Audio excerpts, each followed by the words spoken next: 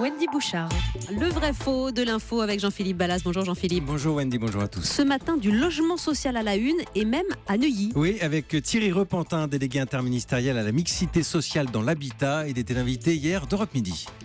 Depuis le mois d'avril dernier, date du comité interministériel égalité et citoyenneté, nous avons fait une 60aine de préemptions en France, dans des villes qui ne voulaient pas forcément accueillir du logement social.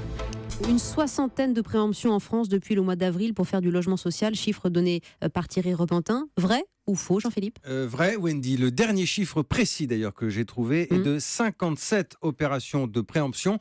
Plus de la moitié en Provence-Alpes-Côte d'Azur, il faut noter, une douzaine en Île-de-France. Alors ça concerne aussi bien des appartements, des terrains. Il y a même un ancien hôtel particulier à Neuilly-sur-Seine. On en a parlé sur cette antenne hier matin. Oui. Neuilly, c'est vrai, souvent cité parmi les mauvais élèves. 4,71% de logements sociaux.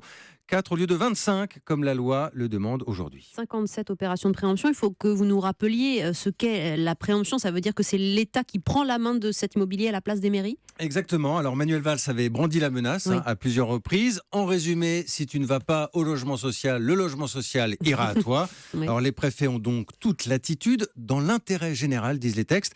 Alors on rappelle que l'idée, c'est d'avoir une vraie mixité sociale sur l'ensemble du territoire et de répondre aussi à une vraie demande de logement abordable. Cela dit, dans certaines communes, c'est pas si simple d'arriver à 25%. C'est le taux, 25% de logement social. Voilà, c'est pas toujours populaire non plus auprès des électeurs. Oui. Il faut noter malgré tout qu'aujourd'hui, Wendy, ce texte, il est quand même respecté dans 80% des cas. Ça veut dire que les villes réfractaires ne sont pas si nombreuses.